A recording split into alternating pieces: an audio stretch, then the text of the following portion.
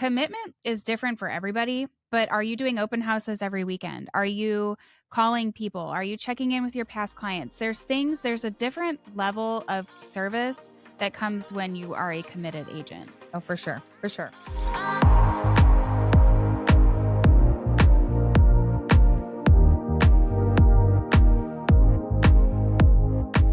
Hey guys, welcome back to Real Estateable, your go-to podcast for raw, real, and relevant information in the real estate world. Today, we are giving you 19 tips to start your business. To start your business off right in 2024, we are so excited for new year. It always feels like you're turning over a new leaf, and we're excited to be part of that with you.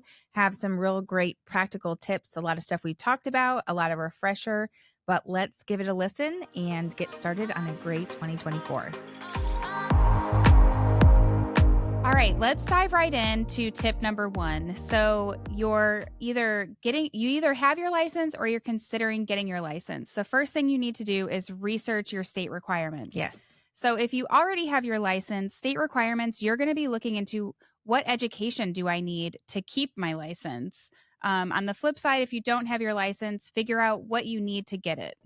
Yeah. And I think a lot of us, if you've gotten into the business in the last couple of years, it was a whirlwind. I feel like the minute you press go, you were just, out the gate sprinting for nonstop activity. And It was like somebody's dream job. Anyone could get into real estate and business was like falling into your lap. Well, it's not like that anymore. I honestly feel like, and especially to just the agents that we've been in business with for a short time, it's almost like, do you even remember how you got into business? Like, do you remember even what that looked like? But then all of us that have been in business for a while and then experienced that, I kind of feel like I need to reapply for this job. Like I hold on, I need to sign back up for this. Like I need to make sure, am I still committed? And so I think that, for a lot of you guys that are listening, it's like, do I need to be talking about getting my license? Well, almost yes, because I think that 2023 was so weird because you still had a little bit left over of those great interest rates, that really heavy market,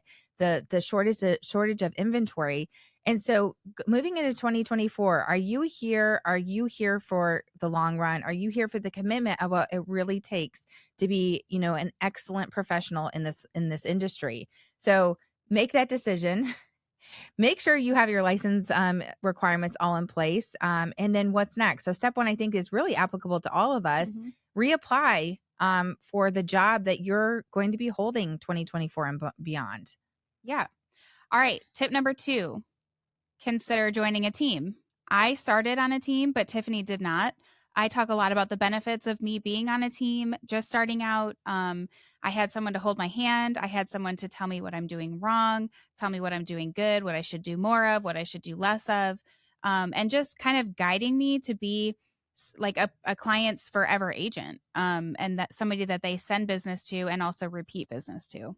Well, and I think again, like in the concept of like reapplying, just because you maybe have spent a year or two, saying yes to the business that's fallen on your lap, don't be afraid to go, is the next best move for me to join a team now? Experienced agents, don't be afraid to make that move. Maybe that should have or could have been the right move to start with, but the opportunity wasn't there. Make sure you're exploring every option.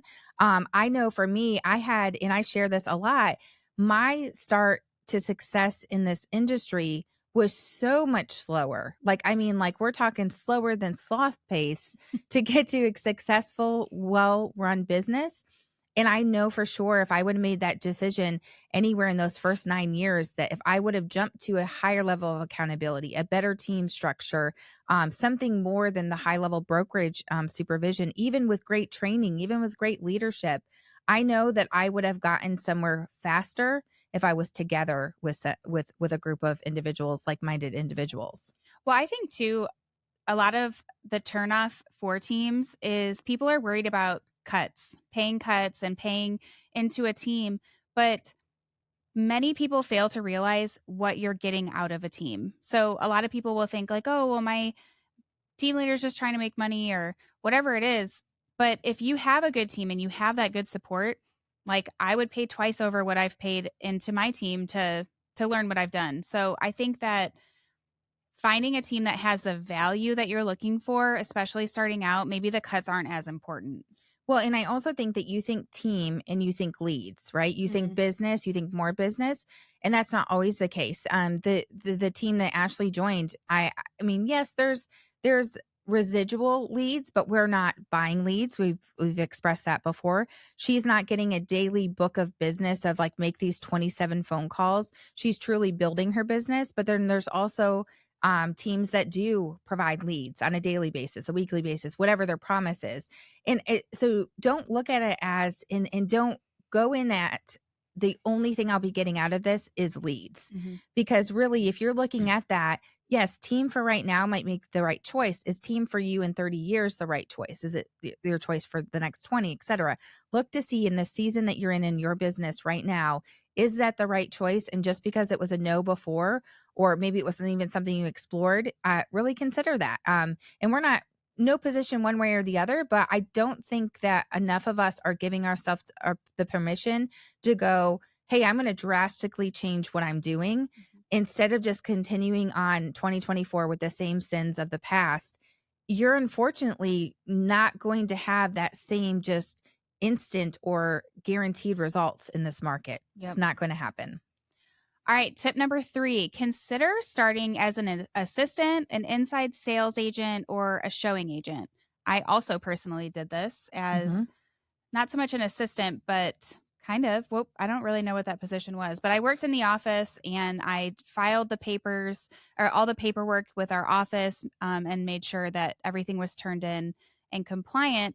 But I had not sold anything prior to starting that. I basically did that job. I wasn't making any money doing it because I had to pay my babysitter. So it was literally for free and it was all just for experience. And I think that doing that job taught me, number one, what forms are needed for a contract. What forms would I even use to write an offer? How do I organize it? What needs to be turned in? When does this form get turned in versus another form? Um, Taught me a whole lot about real estate. And I just wanted to be there because I had that willingness to learn and serve. Well, and two, it also like I feel like when you are part of something versus being all of something, you have a different kind of pressure to perform. Like it's like she wasn't looking at this as like, okay, I have to show up for my clients, I have to do it. Like, it was just literally an observation. Mhm. And so I think that being an assistant, being a showing agent, being a transaction coordinator, whatever it looks like. And I think that the other part is you have some type of income requirement to live. Every person, whether or not they do this for quote unquote fun, Mhm. that's a thing you hear agents say, like, I don't need the money. Okay, great. But the time in has to equal, some type of reward out. And maybe looking at some of those things as an opportunity right now, just with the shift of business. And really, what happens like for you, give yourself grace if you just love showing houses and you love being with buyers, and there's an opportunity to be a showing agent for an established agent or a team or et cetera. Like, give yourself the freedom to be like, that's not a step down, that's just a right now choice. Mhm. And so I think that you looking at all of the opportunities, staying in an industry as things shift and you figure it out and you kind of get your feet back underneath you and you go, okay, really, what does this look like for me? We didn't have the chance to really be focused on what's right versus taking care of those people that were just coming, to our forefront Mhm. over and over and over again, like clockwork. All right, tip number 4, you kind of touched on. Are you asking yourself, are you just interested in this career path or are you committed? Did you watch Selling Sunset and thought, I want to wear some Too red easy. Yeah, I want to wear some red bottoms and sell $1 million homes, but you live in Oklahoma? That's not happening, you There's know? $1 million houses in Oklahoma. Is there? I Iowa? Probably not. I don't know, somewhere. Okay, I'm just making a point. Yeah. But they HGTV in general has, just kind of changed our industry where people just think it's this easy show flashy thing, but we're just regular people, you know? Well, and I think too, like interviewing agents, like Mhm. that's been one of the things. And Ashley has sat, as we're talking with agents that are considering it. And like one of the first things that I know, I said how many years ago, like I love showing houses. Mhm. I love the what nothing to do with real estate is actually about. I've never had someone sit down and be like, "Oh, why do you want to get in real estate?" Because I would like to be a psychologist, chauffeur, and all of the other crap that you have to Yeah. do to be a successful real estate agent, which yes, you show houses, but looking at what is the actual commitment and where is it that you have your roots driving you for the bad days and and the good days and in the long run for this. What is the commitment? Because to be honest with you, you know, really the success is going to come up showing every single day, showing up every single day, saying yes to the hard things, doing the stuff that you need to do to be there present for your clients in the long run with the lower percentage of return. Are you committed to that? And I don't think there's anything wrong with figuring out yes or no to that. I think that there's the false reality, like Ashley said, with social media, with Mhm. HGTV, with all of those concepts. And that was actually probably supported through the last couple of years of lower interest rates. The reality is here now. Is that still a yes for you? Are you committed to that? Were you just interested in some of those things that were supported with the last couple of years? What is that? Well, I think too, making a list of like d- daily activities. What are Mhm. you doing? So if you're just kind of like, oh, I want to show homes or, like kind of like the basics, commitment is different for everybody. But are you doing open houses every weekend? Are you calling people? Are you checking in with your past clients? There's a different level of service that comes when you are a committed agent. Oh, for sure. For sure. I can see it too for me personally, like dealing in interacting and negotiating with the differences in those kind of agents. I mean, it's like Hmm. night and day, like Yeah. literally night and day. I just had a really, really roller coaster, bumpy road transaction where it was just like, oh, here's another thing. But the other agent, like everyone was working towards the common good, which was their client's own interest, my client's interest. Like they were working in separate directions but for the same goal. And the difference that that made in a transaction that kind of sucked. Like it Yeah. was just like, oh, one more thing. Oh, now it's this. Oh, it's not. But it was like so enjoyable because you could tell really we were both working for the best interest of our clients, but collaborating and really looking at what's good for one is good for both and it's good for the end game of this. It was such a difference, like a Yeah. breath of fresh air. So definitely makes the difference in your success. All right, tip number 5, you need to be playing the long game. So we keep talking about being interested or committed and just kind of what you're doing over the long term. But playing the long game for us, we always pride ourselves in being a forever agent. And I want every client of mine, anyone that's closed or current, to always remember me. I am playing the long game because this is my career. This is not some job I'm just clocking in and out of every day and in misery or something where I want to quit. This is my career and I plan on doing this until I retire. So I'm going to be playing the long game by following up with my clients, being consistent on social media, doing all the things that I need to be doing. But you need to ask yourself, is this something that I could see myself doing for 5 years, 10 years, or however long you have left in the workforce? Yeah. And I also kind of think too, it's like looking at working at 100%. So your long game is how long are you planning and willing to do 100%? In anything, the minute you start to drop off, things are going to start to slip and you can't really be what quality level of a professional needs to be present in this industry. You can't be that if you're not willing to give 100%. So I think that that's a really difficult thing, showing up at 100% even when you don't want to. And really you're your own boss. So you have that self accountability, team or not, no matter what way you look at it, the ball rises and drops with your commitment and level that you're willing to put in. So when you look at that, I think that the long game is really a conversation with yourself. Yeah. It's really, what are you willing to commit yourself to? In that long game, like, Ashley said, that is that 5, 10, 15, whatever. But if you're saying yes, you need to be committed to saying that yes for 100%. Hmm. And maybe you don't know how long will this be and what circumstances will change where you physically can or can't perform your job.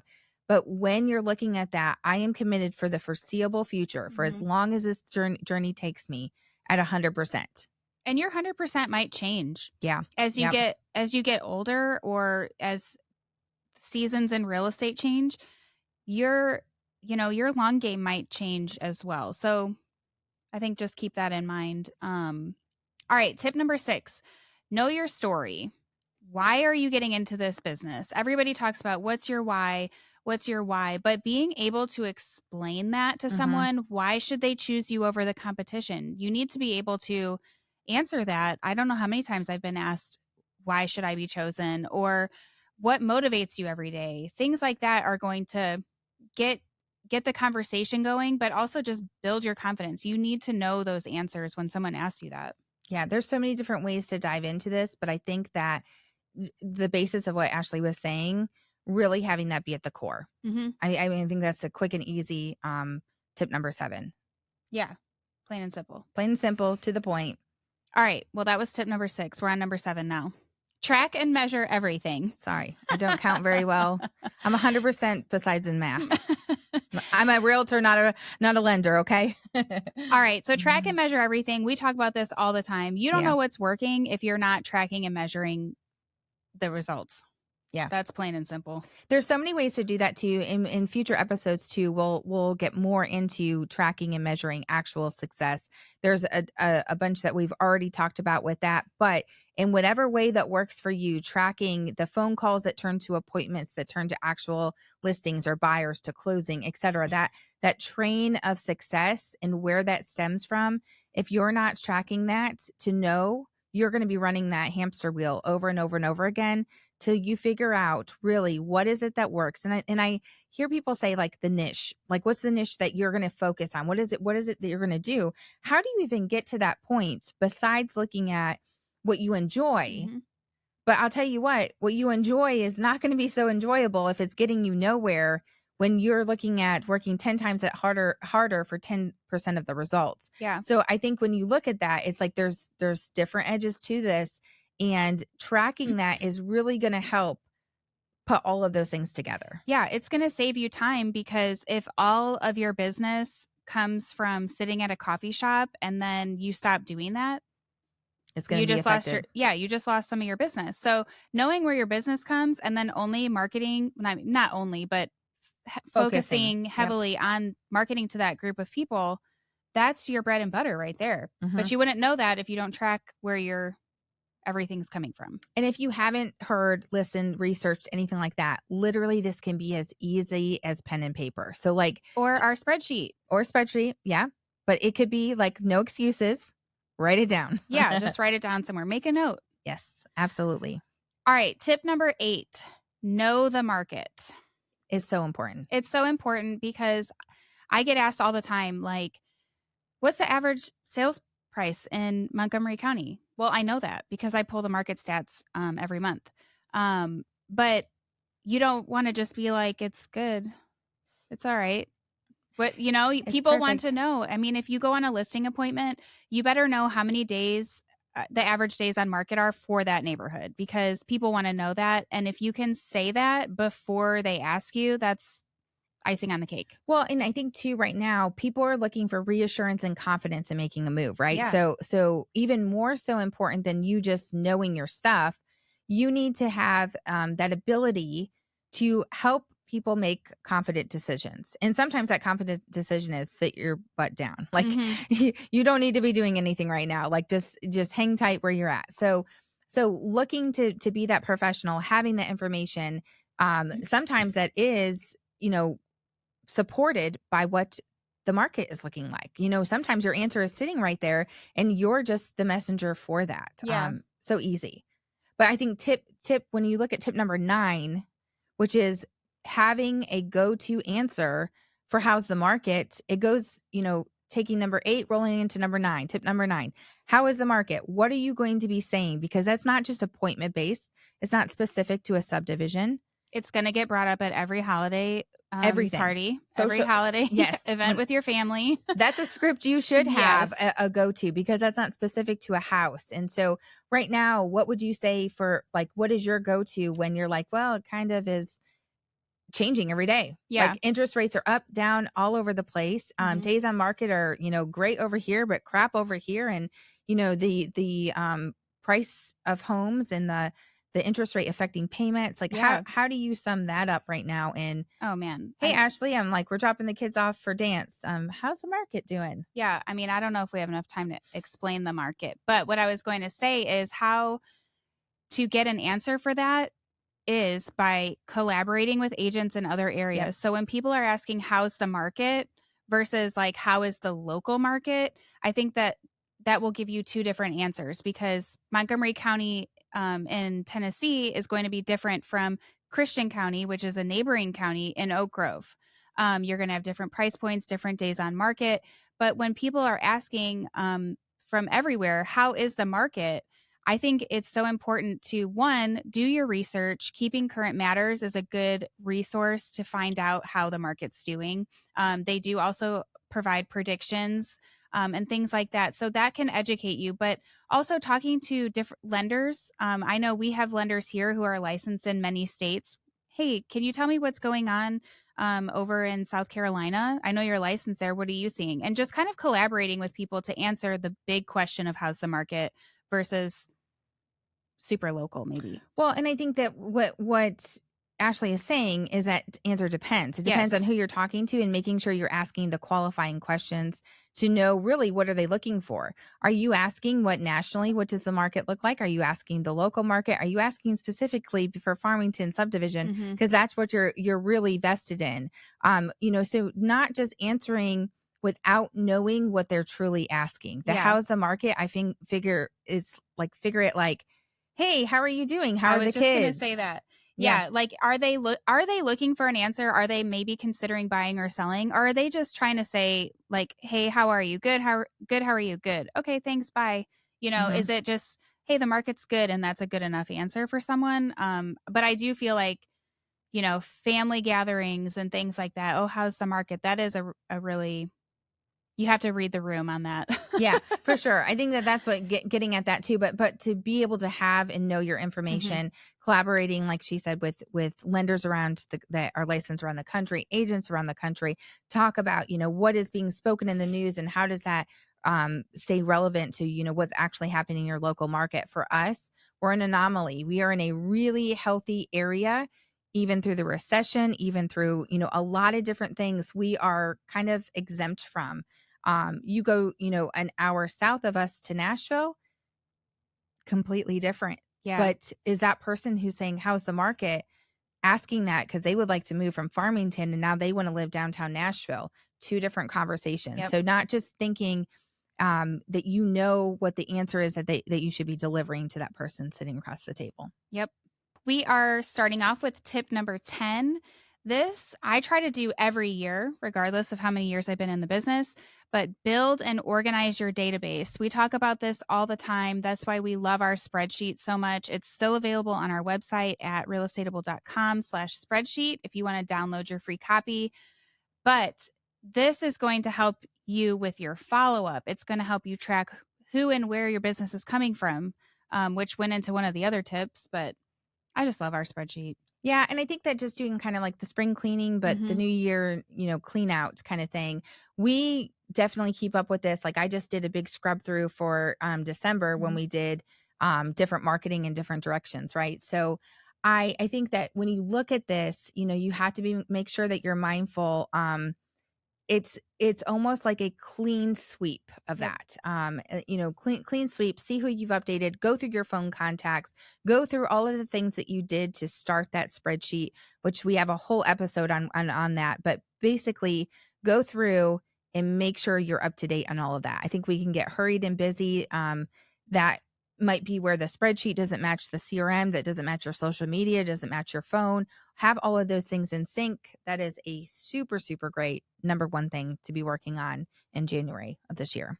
Yes. And then tip number 11, choose who and how you are going to be marketing to people. So we kind of mentioned before, if you're getting business sitting at a coffee shop, um, I don't know how you would market to those people other than just being there. But if you're having a lot of business in a specific neighborhood, you're going to try to market to that neighborhood. Well, even like for the coffee shop too, like what marketing materials are you bringing when True. conversations come up? Are you putting like I've seen people who have literally have a sign next to them when they're working on their computer or a sticker on their laptop that basically lets people know that you're open and available for any questions that they have.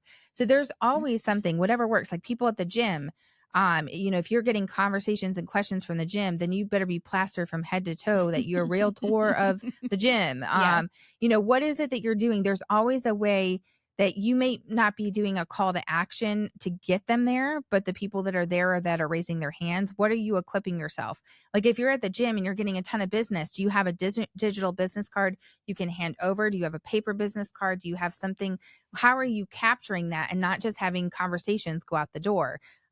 In wherever you're actually getting your business. Yeah, and I think that also goes hand in hand with having a marketing plan. Are you just marketing on a whim? Are you just throwing, glitter at the wall? What are you doing to actually market? Because that will help you decide who you're marketing to. Absolutely. Yeah. And I think that too, if you've never measured, like if you're sitting here looking and you've never measured, it is not too late to go back as part of, really when you look at uh, the first tip number 10, like getting your database organized. If you don't have the source of business for all of those, I really think you probably could dig in and figure out, okay, I'm going down through the Smiths, the Joneses, and the Mark, Bobby, Pam, and Susan. You probably can remember where that business came from. Hmm. So add that to your spreadsheet and really look at that and go, okay, a lot of this came from my church group then. And oh my goodness, I need to double up and do 75 more different Bible church studies, groups. yeah. Yeah. I'm joining everything in town. I think that you could maybe even at 80% figure out source of business if that was the case. So looking to find out it, don't sit there and go, okay, this year is going to be the year that I'm going to track and really make sure that it's good. No, go backwards and get yourself organized from that and then base your plan for 2024 based off of that. Yeah. All right. Tip number 12, that nobody wants to hear this tip. So don't put this on mute, but you need to get comfortable on video. Oh gosh. Oh gosh. Oh gosh. So You've been doing better posting, but you're not in any of the videos. I noticed like you got all the kids doing stuff and doing all the so things. funny. So funny. It's so real Just though. want to see your face. I know. Well, and I think that I've gotten better though. Like Oh, for sure. literally, I think we all have gotten better in like when this was a thing and, it was the new thing, I think from there, looking at our comfort level on video versus now, ugh, it was bad. It was bad. I mean, But we hire people to video us now, so mhm, we're doing better. we are doing better. I think that that's definitely something I think all of us can get focused on. Whether or Yes. not you're comfortable or not, just forcing the do on this. The comfortability will come afterwards. So Yeah. just, yeah, why are you calling me out like that? It's a new year, new you. But it's not new news. This is nothing new here. All Nothing right. new. Tip number 13, after you get comfortable on video, you need to be getting on social media. If you don't already have social media, you need to sign up for that. If you don't know what to post on social media, follow someone who does. There are so many agents on Instagram, TikTok, especially, that you can watch and recreate what they're doing. I always like to think too, there's some things that I watch on like TikTok, for example. I'll get stuck watching somebody clean. And I'm like, why do I like this? Why am I watching someone use this like squeegee on their glass cooktop? Like I have a gas stove. Like I couldn't even do that, but I'm watching someone do that. So just thinking about like we take for granted the things that we do. Okay, we show houses and people love watching HGTV. Where's the difference there? You can do a little video tour, go live, or whatever you want to do, make a reel of a house. You could do a day in the life. People love that. Yeah, so many different ways Mm-hmm. and I agree, like a lot of our really great ideas stem from like, okay, I want to be like this Yeah. agent. I am like, in trust your algorithm. Like, what is the algorithm showing you? Because it's reading your interest and you want to attract like people, like-minded people for clients, etc. And so I think that doing the things that are automatically showing up, just reinventing it. I think that the millions and millions of people on social media probably shouldn't do the agent across the hallway from you in the office, but anyone outside of your marketplace, hello, it is not copying. That is social media is literally the Yeah. regurgitation of content. Millions and millions of people doing the same thing. Yeah. And if you're worried about it, put your own spin on it. Yeah. Like you can make small changes and make it your own thing. It doesn't have to be word for word whatever somebody else is saying or doing, but definitely an idea bank, to say the least. Yeah. Your goal for this year, are you looking at still posting daily? A daily post, a So daily my goal is to actually start getting leads from Instagram. mhm. That's my next step. TBD, we'll see. But But yes, I mean, I'm going to have to post daily. to make that happen. Yeah, Yeah. I know. I think that for me, doing some type of I'm so good at the story part of You're social media. amazing at stories. I am, but it's like when you look at the reach on that, it is it's terrible. It's like is Um, a giant waste of time. And I look at we talk about this agent that is literally the amount of content that she puts out. It is like every 42 seconds. There's another oh, yeah, thing. yeah. There's another thing. And I think about that and I was like, stop going to the story for that and start just dumping that story as a post, as a reel, even if it's like, I just did a boomerang. We literally just left a coffee meeting for an event we have coming up. And I'm like, oh, boomerang. It's so cute out front there. I'm like, that should have been a post. Why was that a story? Well, it's funny because literally every time I post a story, I'm like, this looks like crap. I hope Tiffany doesn't see it. Cause I'll post something and I just put like a little text on it. She's got like moving GIFs and like all the things. And I'm just like, my Yes. story's crap. That's why I tag you on that. And then I look at her reels and I'm like, oh my gosh, how many takes was that? She's like, and she's not perfect. Like her things are not Yes, I am. perfectly on time.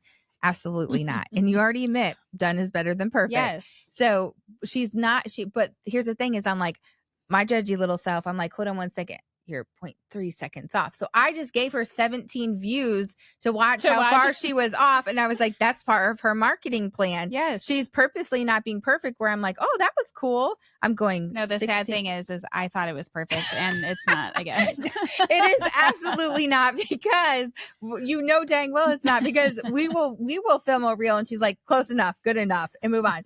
Or apparently anything that I'm in is good enough. Her stuff is perfect. Well, ma'am, I will start telling you. I'm just watch her stuff. Everyone Yeah. follow Just follow me and you'll see, I guess. Ashley Jankovic, and then you'll see my comment 0.3 seconds, Oh my gosh. 0.62 and eighths of an inch. I don't know. All right. Tip 14, practice your scripts. I don't know that I actually have specific scripts. There are some things that I've picked up along the way going to different conferences and different phrases but I don't have maybe I should have more No, of a script. I I don't want to sound like a robot either. you'll never hear us be like, hey, here's the 42 scripts to becoming the best agent, right? But I think that we were just talking about the triangle effect of buying, Oh yeah. right? And so I think you have concepts that lead conversation. So practicing your scripts is leading us into the conversation of how should you be having, how are you responding to situations that come up over and over again? The idea of how's the market leads to 72,000 million possibilities of Mhm. conversation.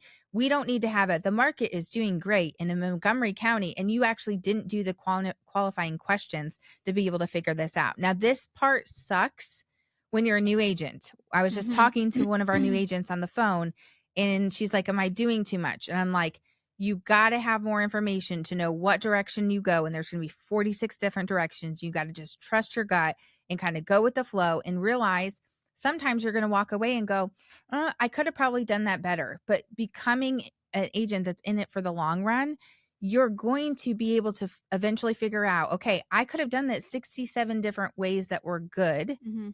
And I chose my different or the best way of doing it out of those choices. There's never a one answer for anything that's in real estate. So the script part of that to me, I'm like, it's choosing your communication based off of the situation that you're put in, but Yeah. having those tools And I think are learned across the board. once you start getting business and you're sitting in front of clients and you're learning the processes and you're starting to understand all of that, you will naturally have scripts because I'm sitting here thinking, like, I know what I say to a buyer at this point. Yeah. At this point, not so much like planned, but if somebody asks me XYZ, I'm going to say this. If I'm at a listing appointment and they say this, I already know what I'm going to say for this. So it's like, yes, I have my scripts, but it's just what's worked for me over the years. Well, and I think for a new agent, they're like, okay, great. What's worked Right. for you over the years? Like, how the heck am I supposed to get to that? Well, guess how we got to that? By being with other agents that have experience in the business and just sitting and listening to how they're Yes. reacting to that. So when you look at this and you're like, well, I don't have any experienced agents that I can do that with. Okay, is right now the right choice for you to partner with an experienced Mhm. agent? Should you say and offer your showing services. Like, can I be your showing agent for me to be able to tag along for 97.5% of your business? Hmm. Like, can I tag along to hear how you're talking in the car? Can I be offer you this for that in return? Do you need to consider a team because you need that right now? Even if you sit there and you practice and you follow all the scripts that, everyone in the real estate world can say, how do you actually implement them that it's not like today in the real estate market, you should really buy because, but like no one's Yeah. going to respond to that. You have to be able to respond by conversation, and equipping yourself with that is going to be best done by absorption from someone else. Yes. And if you don't have someone at all, or you're too scared to ask someone, practice with a friend, a significant other. Um, I I video with BombBomb all my contracts. So if I'm sending a document, I'm doing a BombBomb and saying, "Hey, this going through the purchase and sale. This is your name. This is the seller's name. This is the address. These are the items that are going to remain." And I know that contract inside and out because I just read it over and over. So if you're somebody who's struggling with maybe just knowing the process or knowing your contracts, step one is to read them, but step two is maybe to explain it to someone who is not in the industry. So if your friend, you have them over and just say, "Hey, I'm going to go over this contract with you as if you were buying a house." Well, and I jumping to tip 15, which is making your calls. Mm, The more conversations that you have, the more things that you have to pivot from, the more conversations you're having to pivot and figure out how to best explain scenarios and follow up and all of those things. The more you're talking about real estate, the quicker you're going to get better at this. yeah, So whether it's through absorption of another agent, a team, or whatever, also making those phone calls, and they can just be the personal check-ins of how's it going, which is going yeah, to lead to them wanting to know how's it going for you too. And you're going to have those conversations. Force yourself to make your calls, yeah. whatever that looks like. And if you're just starting out, just call some of your friends. Check in on your friends. If you only text 90% of your contacts, make a phone call because that's going to have a bigger impact when you get to the point of conversation where you might ask for business Hmm. or it might come up naturally. Yes. So that totally brings us to tip number 16, where you are strategizing and implementing. So when we say make your calls, know your script, what's the marketing plan? What are all of these things that you're doing? What has worked and where have you got your business, source of business, etc.? Taking that, creating a set strategy, and then breaking that out so you can actually implement how many phone calls should you be making? How much should you be doing in that direction across the board? You looking at that, tip 16 is really making a plan for it. How Yeah. are you actually going to strategically force yourself to be successful through all of these things? 1 through 15. Okay, great. Number 16, how are we actually going to do that? Yeah. And I think too, partnering with an agent in your office or just talking through strategy. We just did our marketing plans last month and um we always do them together, but this year you were kind of like, we're just going to do it separate. And I'm like, no, I like to bounce the ideas off. And I think it's important, even if you have a friend in a different market, you guys can bounce ideas. We're not in competition. Everybody, it's not a cutthroat, you know, business that we're in. You can support other realtors even in your local market. Yeah, there's enough business to go around for Hmm. sure. And we would love to strategize with you too. So, like, even if you're like, hey, this is the first time I'm totally clueless, Hmm. I work with a bunch of at like sleeping at the wheel kind of realtors, we'd be happy to look that over us. Yeah. Send us an email with your marketing plan, and like we'll jump on a call and talk about, okay, this is where we think that can improve, or these are some things that you're not doing that have been super successful with us. Yeah. If you listen to the episode that we did with Jimmy on his podcast, he asked about what gets the most return. And alcohol is the answer to Yeah. our clients. And so most people don't think about that. A lot of our pop buys that have had really great response, we've just done little mini bottles of alcohol Yeah. for our clients. So just different things to think about. We're here for you guys too. So no excuses. There are people that want to collaborate and strategize with you. The other thing with this too is I think about, like, we are super blessed. And you guys in some of the markets, you're probably going, can I just move to Clarksville, Tennessee and work with all those agents that they refer to because that's just not the marketplace that I'm in? No, we don't need any more realtors in our town. We have no room. There's no It really competition. is cutthroat here. But do you know how we have actually connected with so many people is by going to different events nationwide. So what are the things that you can do to get outside of your marketplace to make those connections to actually start to influence your business and influence other people's business? So it does not have to be just at your doorstep. No, you don't have to move to Clarksville, Tennessee. More than what we can do for you too, you got to get outside of your footprint to really make sure that you're looking at the best way to implement for success. And guys, social media is the easiest way to do that Yeah. because I built a really awesome relationship through Instagram um with a girl just by asking her a question. I was like, "Hey, how did you do this?" I don't even remember what it was. And she was like, "Oh, I did XYZ and did, and she explained everything to me, and we've just been in contact for years now ever since, just bouncing off ideas. We've met up at a conference or two. And so um, even if you don't have someone in person, like find that person that you want to be or what you want to recreate on social media and reach out to those people too. Like Yeah. Tiffany said, we're happy to help. But if you know someone that you want to be like, why not just reach out? Just take that step. Yeah, for sure. So I think tips number 17 is really great too, mastering your presentation skills. So the way that you're coming across and the way that you're making people feel is going to be directly related to your ability to be successful. 2024 for sure, but just in this industry in general, how you're presenting and how that is being received are two different things. So just because you're a great speaker, you're a great presenter, you're a great listing it, you're all of those things. Looking at the flip side of that and going, okay, but how is that being received and how am I making people feel is something you really have to be keen into looking at 2024 being successful. Yeah. And that goes back to just knowing your market because people are looking to hire professionals right now and not, you know, people who don't know their stuff. You have to be a professional to be able to sell a house in this market right now. Yeah, for sure. Lots of education, lots of back work just to make sure that you are best serving your clients. All right, tip 18. Be a sponge. SpongeBob. My first year in real estate, I actually won the education award because I did so many classes at our association.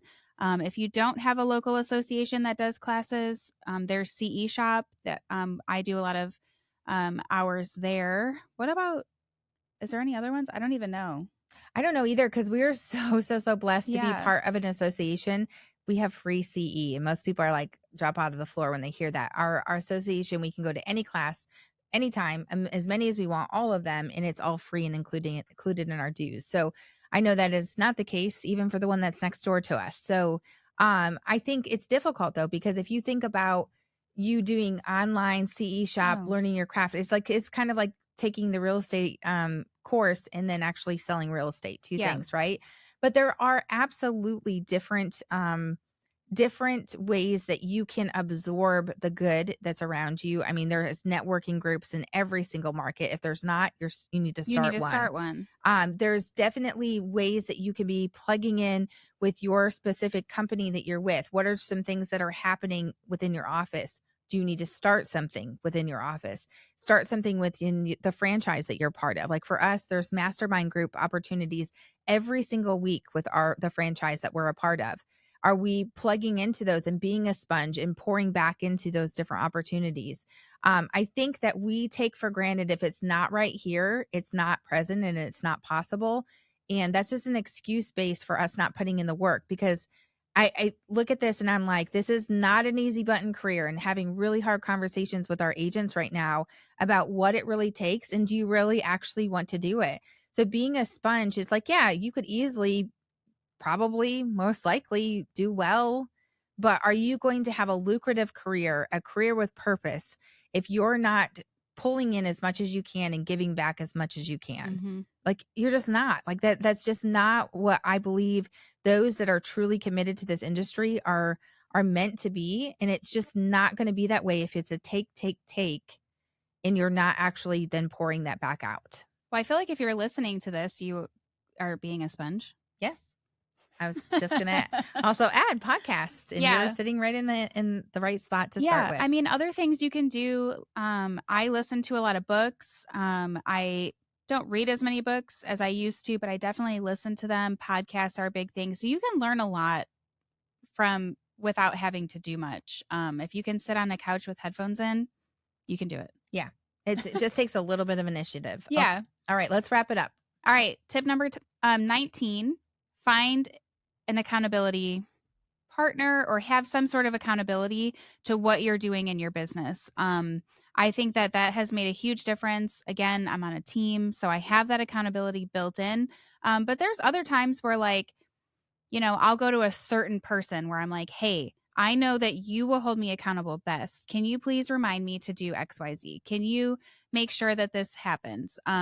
So that accountability person could be different for everyone. Yeah, I think so. And I think that one of during the beginning of COVID, when everything kind of shut down, we were in the middle as an office of focus groups. I guess it was a focus group opportunity.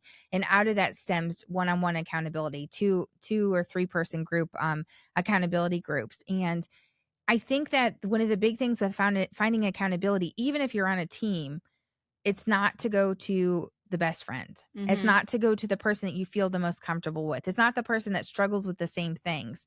And I would even venture to say, like, could it not be someone that is, miles ahead of you in success, where they might need accountability for those little things and you need accountability for the big things?